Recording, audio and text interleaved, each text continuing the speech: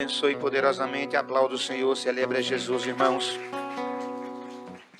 Quero convidar a todos neste momento para nós fazermos uso da palavra de Deus no último livro da Bíblia. Você que trouxe a sua Bíblia, abra ela no capítulo 4 do último livro da Bíblia, o livro das Revelações, o livro de Apocalipse. Graças a Deus. Os irmãos, quando encontrarem, digam amém. Amados, o verso 1 até o versículo 11 é a leitura que nós iremos tomarmos por base para este momento de reflexão da palavra de Deus. A palavra de Deus vai dizer assim: depois destas coisas, olhei, e eis que estava uma porta aberta no céu. E a primeira voz, que como voz de trombeta ouvira falar comigo, disse: sobe aqui, e mostrar-te-ei as coisas que depois destas devem acontecer. E logo fui arrebatado em espírito, e eis que um trono estava posto no céu, e um assentado sobre o trono. E o que estava assentado era na aparência semelhante à pedra de jaspe e à de sardônica. E o arco celeste estava ao redor do trono, e era semelhante à esmeralda. E ao redor do trono havia 24 tronos, e via sentados sobre os tronos 24 anciões, vestidos de vestes brancas, e tinham sobre a cabeça coroas de ouro. E do trono saíam relâmpagos, e trovões, e vozes. E diante do trono ardiam 7 lâmpadas de fogo, as quais são os 7 Espíritos de Deus. E havia diante do trono um como mar de vidro, semelhante ao cristal. E no meio do trono e ao redor do trono 4 animais cheios de olhos por diante e por detrás. E o primeiro animal era semelhante a um leão, e o segundo animal era semelhante a um bezerro, e tinha o terceiro animal rosto como de homem. E o quarto animal era semelhante à águia quando voava. E os 4 animais tinham cada um, respectivamente, 6 asas, e ao redor e por dentro estava cheio de olhos, e não descansavam nem de dia e nem de noite, dizendo: Santo, Santo, Santo é o Senhor Deus, o Todo-Poderoso, que era e que e que há de vir.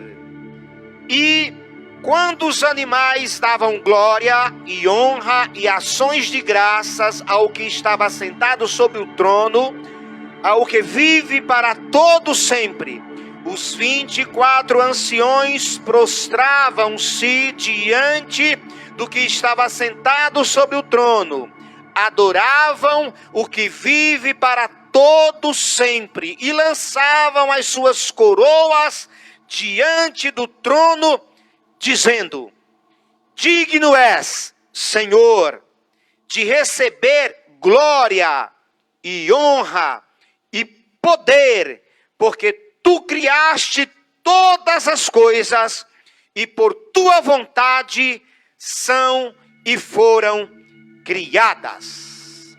Quem pode aplaudir o Senhor por esta leitura, tomando o seu assento, por favor, para a honra e glória do nome de Jesus. Amados e queridos irmãos, eu quero pedir a sua atenção e um pouco de paciência.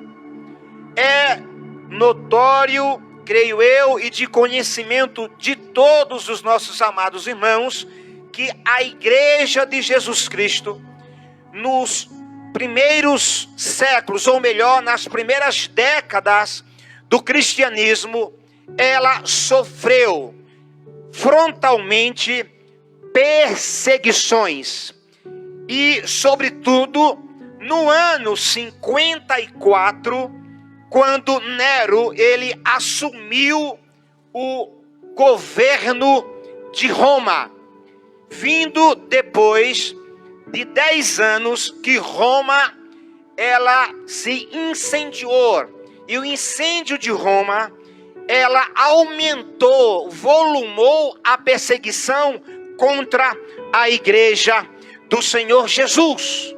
Depois disso, é de conhecimento de todos que no ano de 81, quando o imperador Vespasiano, ele inaugura o Coliseu Romano. O Coliseu Romano foi inaugurado e foi construído um monumento para uma grande celebração. Essa festa, ela durou 100 dias. E nessa festa, todos nós sabemos que muitos cristãos foram mortos, foram queimados, foram massacrados. Amados e queridos irmãos, e ainda mais, a cada dia a perseguição ela vinha em ordem crescente contra a igreja de Jesus. E nesta noite, Deus me trouxe aqui para falar para vocês que Ele está no controle das nossas vidas, no controle do nosso país, no controle do mundo e no controle da história do mundo. A história não está à deriva, a história não está dando voltas. Deus não perdeu o controle, porque Ele está no seu trono, e a sala do trono de Deus tem o comando do universo, tem o comando do mundo, da história, da minha família, da minha casa, da nossa vida. Tudo está no controle daquele que está assentado no trono. Aleluia! Diga, Deus não perdeu. Queridos e amados irmãos, foi neste cenário quando João, o último apóstolo dos 12, sobrevive, porque todos os outros já estavam mortos. Agora João precisava ser calado a sua voz. O que é que o imperador fez? Ele deporta João para uma ilha desértica, vulcânica, para tentar impedir que aquela voz apostólica ela se silenciasse. Imagina os irmãos, a vida deste homem, o cenário do momento, o que ele estava vivenciando naquele momento. Agora João é levado para a ilha de Pátmos. Mas é importante nós observarmos aqui no verso 1 do capítulo 4, que a Bíblia diz que depois destas coisas, eis que olhei e que uma porta aberta no céu. João, ele estava com todas as portas fechadas. Por quê?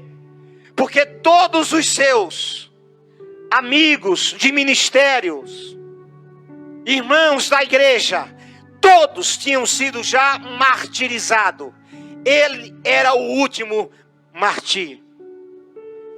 Todas as portas tinham se fechado para João. Mas a Bíblia diz que quando todas as portas da terra se fecharam para João, Deus abriu uma porta no céu para ele. Eu não acredito que você não deu um glória a Deus e um aleluia. Todas as portas se fecharam para ele aqui na terra. Deus abre uma porta para ele no céu e diz: João, vem e sobe para cá, e eu te mostrarei as coisas que devem acontecer. Observe que o texto não diz: e eu te mostrarei as coisas que talvez devem acontecer. Não. O texto não fala: sobe que eu te mostrarei as coisas que possivelmente devem acontecer. Não. O texto diz: sobe para cá que eu te mostrarei as coisas que vão acontecer. Se alguma porta se fechou na tua vida, não importa qual seja a porta que se fechou, saiba que Deus tem uma porta para você aberta. João, capítulo 14, ele disse no verso 6: eu sou o caminho, a verdade e a vida, ninguém vem ao Pai senão por mim. João capítulo 10, ele fala do bom pastor, e ele fala: eu sou a porta. O Senhor tem uma porta para você. Tem a porta da salvação, tem a porta da cura, eu entrei, eu recebi essa porta se abriu na minha vida, agora este mês, este último mês. Ei, o Senhor tem uma porta também, para curar o teu emocional, para curar a tua esperança, para curar a tua fé. Entre por esta porta nesta noite. Glória a Deus. E esta porta foi aberta. Ele foi arrebatado em espírito. E no momento que ele foi arrebatado, observe, você que está com a Bíblia aberta, o verso 3, que ele diz que tinha um ser assentado sobre o trono. Mas ele não ousa descrever as características do ser. Ele usa uma linguagem simbólica e figurativa. Ele diz que era na semelhança da pedra de jaspe, da pedra sardônica, e que havia ao redor daquele trono um arco celeste, e também aquele arco celeste, ele era semelhante a esmeralda. Amados e queridos irmãos, nós observando aqui esse texto, vamos entender que quando eu e você olhamos para os tronos da terra, nós iremos percebermos que os tronos dos homens estão miscuídos de corrupção, estão ocultando a verdade e estão trabalhando por trás das cortinas, dos bastidores.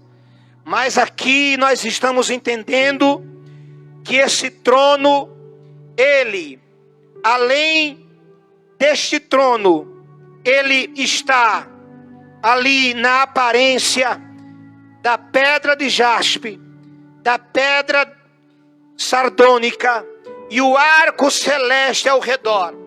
Isto representa que estas pedras mostram que o trono de Deus, primeiro, ele não se corrompe.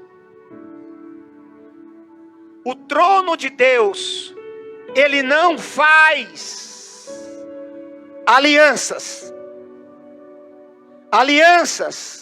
com a impiedade. Trono de Deus, irmão Marcos, aqui representado pela pedra jaspe. A pedra jaspe, se ela for na cor branca, ela representa a santidade. Significa que o trono de Deus, lá não tem uma coisa chamada de sincretismo. Não tem. Porque o jaspe representa um atributo de Deus. O atributo que é chamado na língua hebraica de Kadosh. Kadosh é santidade. Então o trono de Deus, ele tem um pilar. E um dos pilares é a santidade. A outra pedra é a pedra de jaspe. Se a pedra de jaspe, ela é vermelha, se for vermelha, representa que no trono de Deus não tem injustiça. Porque o vermelho representa a justiça de Deus. De um lado, Deus trabalha com a santidade. Do outro, Deus trabalha com a justiça. Mas nós temos também, na visão de João, ele começa a entender que lá tinha um arco-íris. O arco-íris, a primeira vez que aparece na Bíblia, está lá no livro de Gênesis, no capítulo 6, quando vem o dilúvio e Deus traz o arco-íris como forma de aliança. Porque houve o quê? Uma tempestade. Mas aqui, na visão de João, o arco-íris está antes das trombetas do capítulo 6 do livro do Apocalipse. E por que isso? É porque, queridos, no trono de Deus, mesmo ele sendo santo, mesmo ele sendo justo, no trono de Deus, a misericórdia de Deus, ela vai preceder a justiça. Amém? Amém? Amém? Amém? Vou deixar Eclesiastes para você. Vou deixar Cantares de Salomão para você. As misericórdias do Senhor são a causa de nós não sermos consumidos. E por causa das suas misericórdias, que se renova a cada dia, nós estamos aqui nesta noite. E existe um segredo de Deus para você nesta noite, você que está aqui. Quando Deus foi fazer o ser humano, quando Deus foi fazer o primeiro homem, o primata, Deus não fez simplesmente usando a sua justiça, mas Deus também fez o homem usando a misericórdia. Por quê? Porque o Eterno, na sua onisciência, na sua transcendência, sacerdote Mateus, pastor Mateus, na sua transcendência, ele já sabia que o ser humano ele ia pecar, e ele usa o outro atributo. E dizem os sábios, os historiadores, eles imaginam, é como se fosse uma balança que você usa, por exemplo, no escritório que faz advocacia. Você tem um ferímetro ali no meio. Eu usava essa balança na minha infância no Nordeste. Ia pesar os alimentos, aquelas balanças de 2 pratos. Não sei se alguém aqui lembra. Então você coloca o peso de um lado e você coloca a medição do outro. E ali aquele ferímetro, aquele pêndulo, ele vai deixar igual o peso. Dizem os sábios, os entendidos, que quando o Eterno foi criar o homem, ele usou esses 2 atributos, a justiça e a misericórdia. A misericórdia é chamada de Hesed, a justiça é chamada de Siriqueno, o justo, aquele que é justo, aquele que faz justiça. Portanto, saiba de uma coisa, quando você errar, se lembre que o justo morreu por você, e a justiça dele lá na cruz há 2000 anos te absolve do seu erro e do seu pecado. E por causa da justiça dele, daquele que não teve erro, não teve pecado, se fez justo por você, hoje você é justificado pela morte de Jesus Cristo na cruz do Calvário. Pode ir para o trono de Deus, porque o trono de Deus tem misericórdia para você.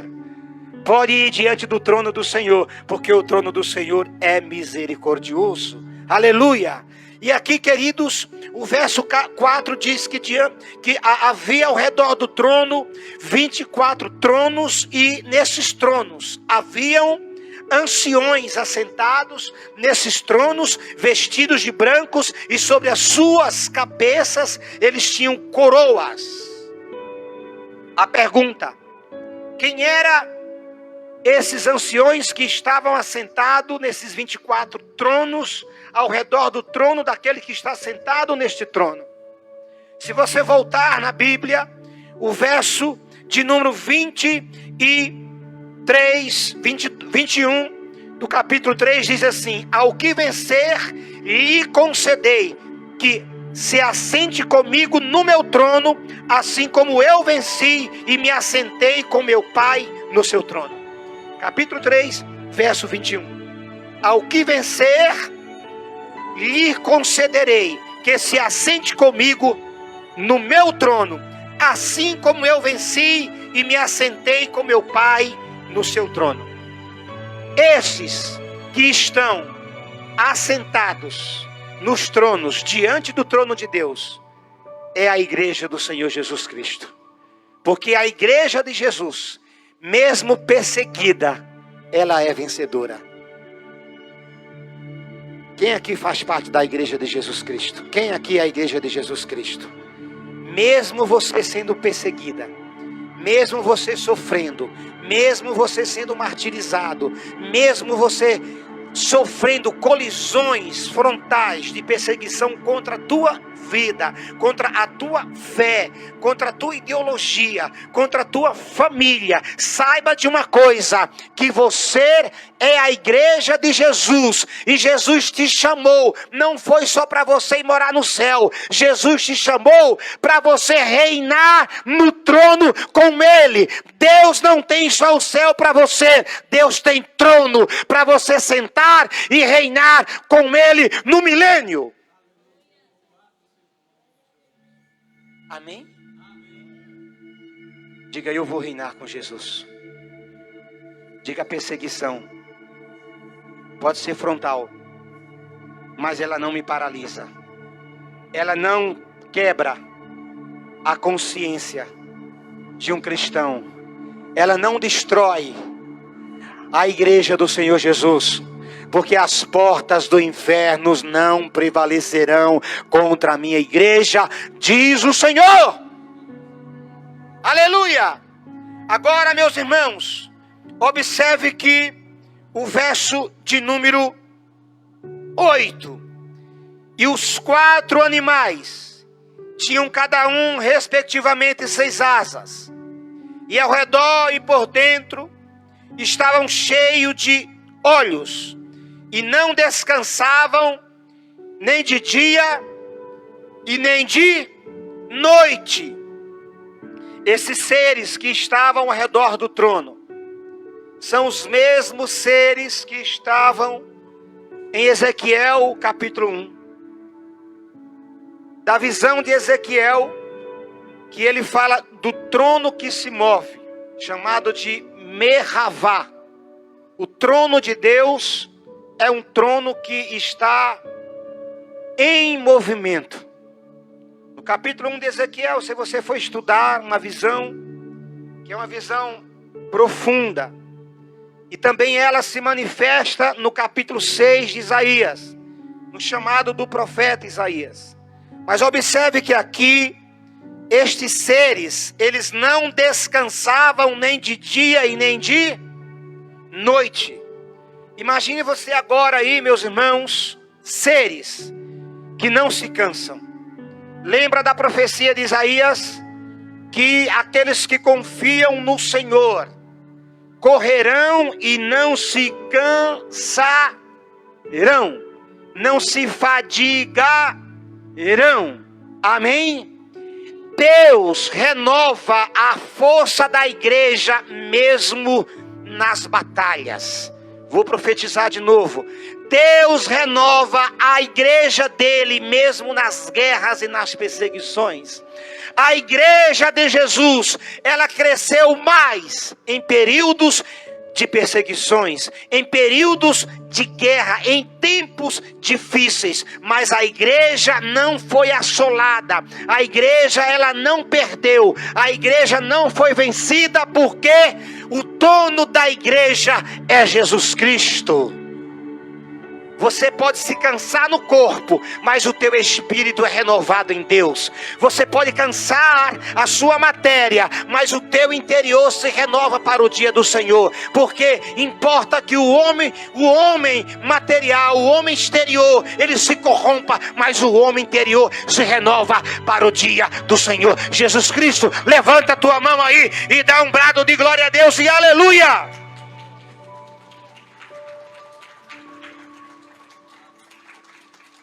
Eles não se cansavam fazendo o quê? Olha o verso de número 8, no finalzinho diz, dizendo, Santo, diga comigo, Santo, Santo, Santo, é o Senhor Deus, o Todo-Poderoso. Observe aqui, queridos, que eles não se cansavam fazendo esta afirmação. Eles ficavam de dia e ficavam de noite. Era de noite e era de dia. Fazendo o quê? Declarando e afirmando. Santo, Santo, Santo. É o Deus, o Todo-Poderoso. Eu já falei isso aqui uma vez e vou repetir. Por que estes seres ficavam dia e noite fazendo estas declarações de adoração àquele que estava no trono e não se cansavam?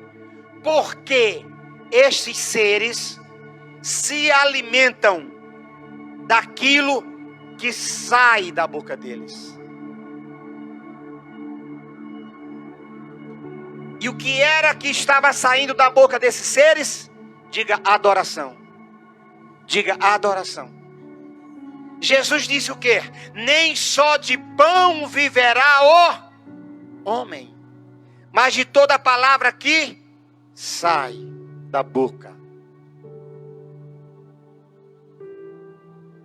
Se existe uma coisa que Deus quer nos ensinar nesta noite, é que eu preciso falar a palavra dele e recitar ela todos os dias. De manhã, à tarde, à noite. De manhã, à tarde, à noite. De manhã, à tarde, à noite. Porque essa palavra é o alimento da minha alma. Essa palavra é o alimento que eu vou ter na eternidade, no mundo vindouro. Essa palavra é o alimento que vai te transportar para o mundo vindouro, para a vida eterna. Aleluia. Então eles não se cansavam, porque quanto mais eles declaravam a santidade de Deus, irmão Marcos, mais eles vão ficando fortalecidos. Deus tem uma palavra para você nesta noite, meu irmão. Deus tem uma palavra para mim nesta noite. Deus tem uma palavra para nós esta noite. Deus está falando que quanto mais eu me alimentar da palavra dele, mais o meu espírito, a minha fé irá se fortalecer. Criei o meu filho na escola bíblica dominical. Moleque era criança. Eu acordava ele aos domingos. Ele estudava durante toda a semana. Mas aos domingos ele acordava cedo para ir para a escola bíblica dominical, para se alimentar da palavra de Deus. Então faça a sua parte, porque os seres estão fazendo a parte dele. Cumpra o seu papel, o seu ministério, porque os seres estão cumprindo o ministério deles. Aleluia. Se você foi chamado para adorar a Deus, adore a Ele, não importa onde. Aonde você for, a essência da adoração, ela está como uma digital na sua alma. Ah, mas eu estou no trabalho, mas você não deixou de ser um adorador. Ah, mas eu estou dirigindo, mas você não deixou de ser um representante da adoração da eternidade.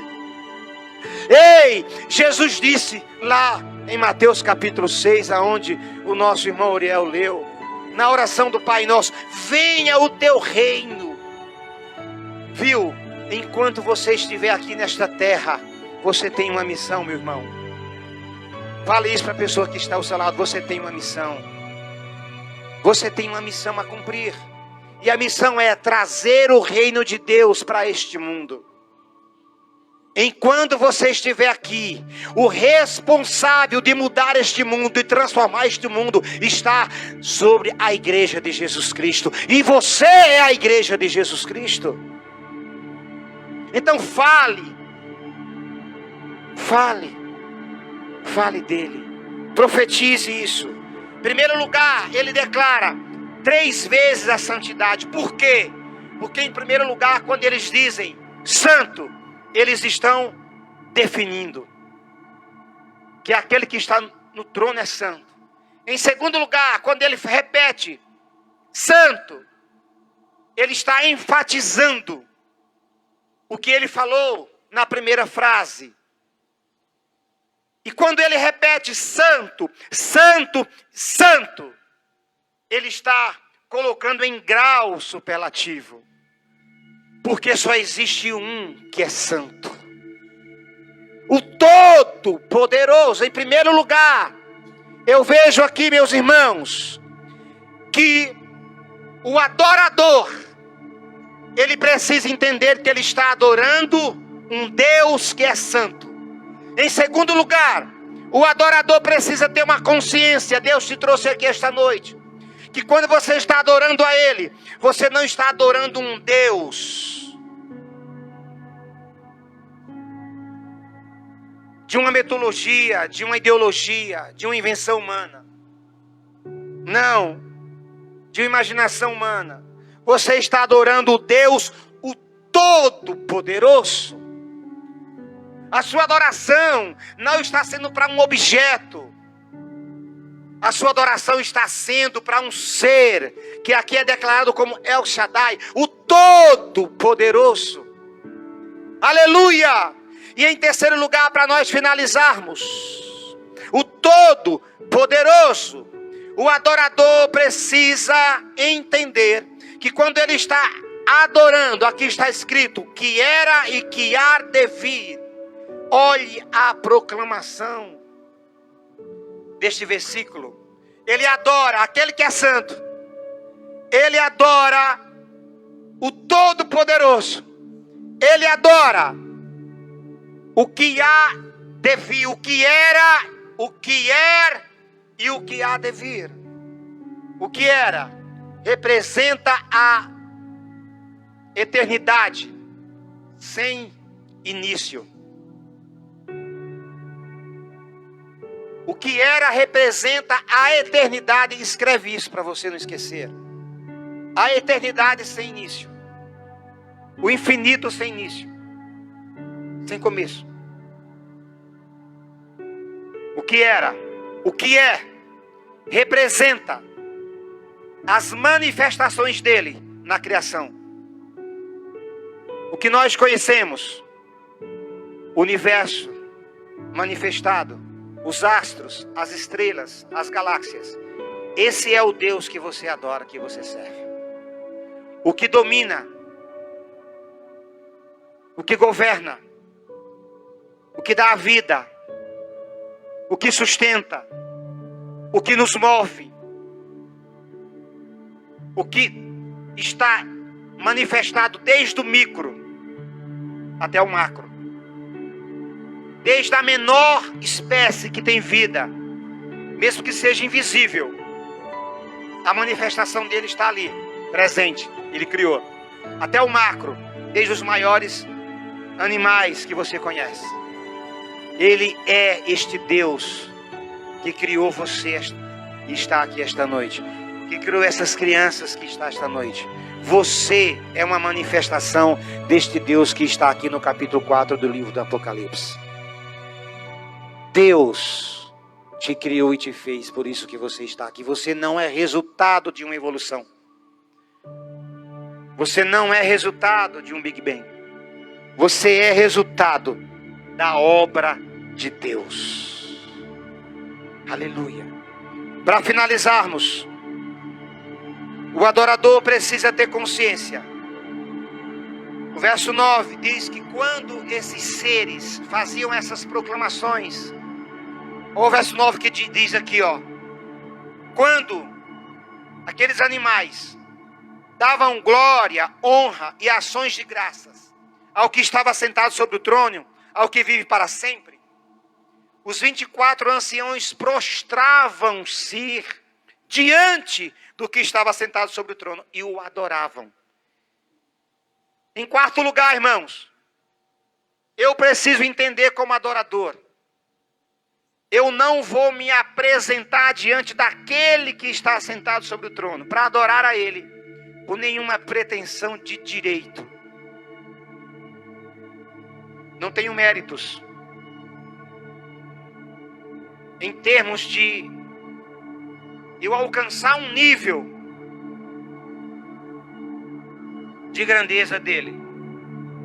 Eu preciso reconhecer que tudo que eu sou e que eu tenho, tudo que você tem e o que você é a expressão do amor dele por você. Eu vou repetir. Você tem uma mãe, você tem um pai, você mora com a família. A sua família é a expressão da graça de Deus e do amor dele por você. Você tem um pastor, você tem uma pastora, você tem um líder. Você é a expressão da graça e do amor de Deus por você. Você tem um esposo, você tem uma esposa. É a expressão da graça de Deus por você. O adorador, quando vai adorar a ele, ele não tem pretensão nenhuma de direito. Ele reconhece que tudo que ele é, que tudo que ele tem, aonde ele chegou, é a manifestação da graça de Deus na vida dele. Levante as suas mãos. Diga obrigado, Senhor. Feche os seus olhos. Vou convidar aqui o nosso irmão Mateus e a nossa irmã Thalia. Diga obrigado, Senhor. Diga obrigado, Senhor. Porque tudo que eu sou, aonde eu cheguei, aonde eu estou, é expressão da tua graça. E nesta noite, eu faço como os 24 anciões. Eu me prostro diante do Senhor, diante do teu trono, diante daquele que está sentado. E eu adoro aquele que vive para todo sempre.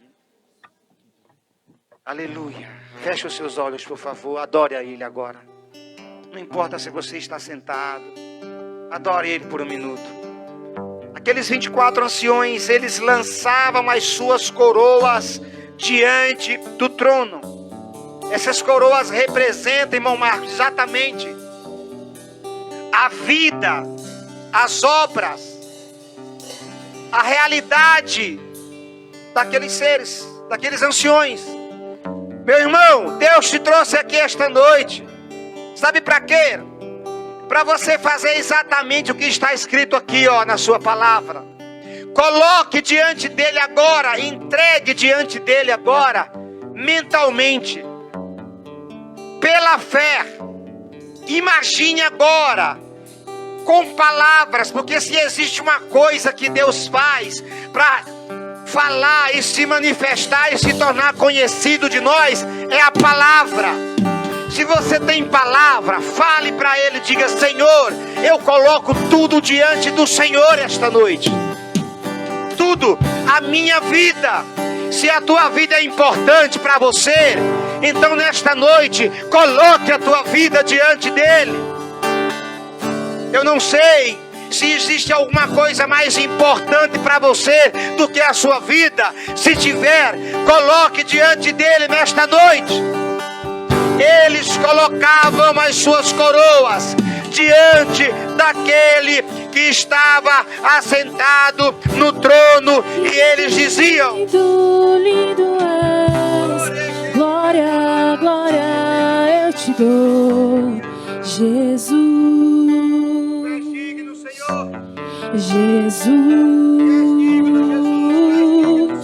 lindo, lindo, lindo és, glória, glória eu te dou, Jesus, Jesus. A minha família, o meu filho, ele é importante para mim, mas eu coloco ele diante do Senhor, diante do teu trono, eu entrego ele para o Senhor. A minha vida é importante para mim, Jesus, mas eu entrego para o Senhor esta noite a minha vida. Senhor, a minha família, a minha casa é importante para o Senhor, mas eu entrego ao Senhor a minha casa.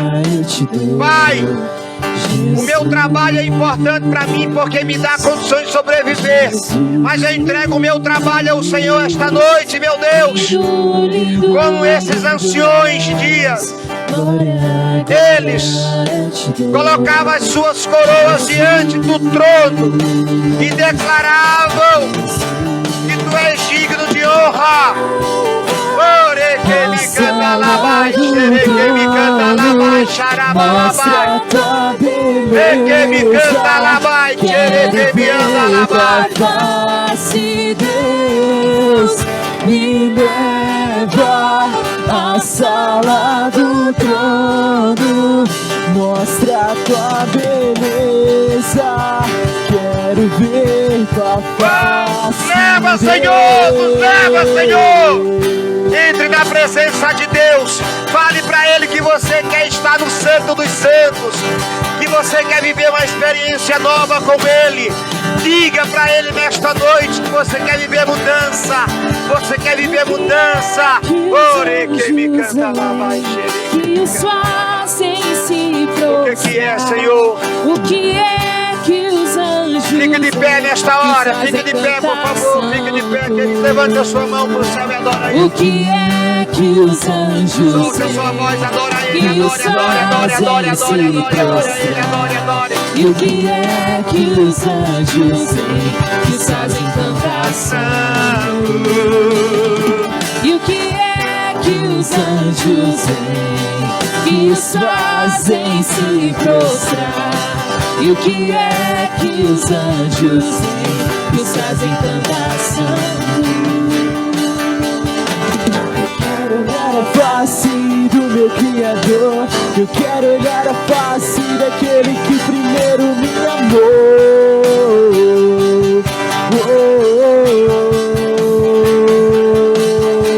Eu quero olhar a face do meu Criador, eu quero olhar a face daquele que primeiro me amou.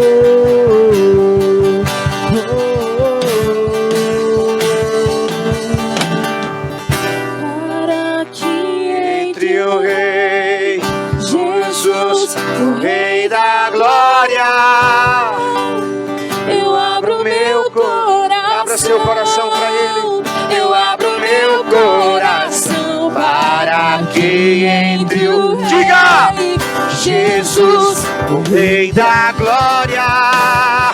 Eu abro meu coração, eu abro meu coração para que entre o Rei Jesus, o Rei da Glória. Eu abro meu coração. o Rei da Glória. Diga, igreja!